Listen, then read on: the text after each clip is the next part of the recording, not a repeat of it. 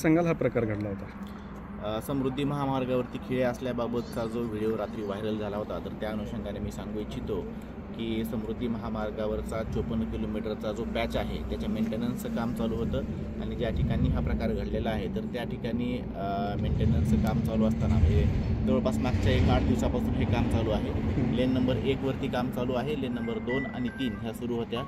Lane number 1चं काम चालू असताना त्याला प्रॉपर व्यवस्थित बॅरिकेटिंगसुद्धा केलेलं होतं आणि हे काम करत असताना जे इंजेक्टेबल नोझल्स असतात तर ते त्याच्यामध्ये बसून त्याच्यामध्ये केमिकल सोडलं जातं जेणेकरून ब्रिजची स्ट्रेंथनिंग होते, ते काम चालू होतं आणि ते काल सकाळी लावलं होतं आणि म्हणजे आज सकाळी ते काढलं गेलेलं आहे। जवळपास 24 तासाची ही प्रोसिजर आहे। अशा प्रकारचे कुठलेही खेळ लावण्यात आलेले आहेत किंवा काही हे सगळी अशा प्रकार कुठलाही घडलेला नाही आणि ज्यावेळेस रात्री बॅरिकेड्स त्या ठिकाणी लावले होते कुठल्या तरी एका अज्ञात व्हेकलनं ते बॅरिकेड्स तोडले गेलेले आहेत, त्यामुळे जे 2-3 व्हेकल्स आले ते पंक्चर झालेले आहेत।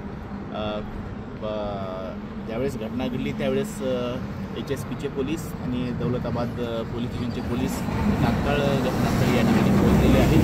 मी सर्व नागरिकांना आवाहन करू इच्छितो की कुठल्याही अफवांवरती विश्वास ठेवू नये। प्रशासन पूर्णरित्या दक्ष आहे। जे यापुढेही जे काही मेंटेनन्सची कामं केली जातील त्या प्रत्येक वेळेस प्रॉपर बॅरिकेटिंग रिफ्लेक्टर्स लावून कामं केली जातील याची आम्ही पूर्ण दक्षता घेत आहोत। आता कुठलाही धोका नाही महामार्गावरती? नाही, मेंटेनन्सचं काम आजही ते नोझल्स काढलेले आहेत, वाहतूक पूर्णरित्या व्यवस्थित सुरू आहे।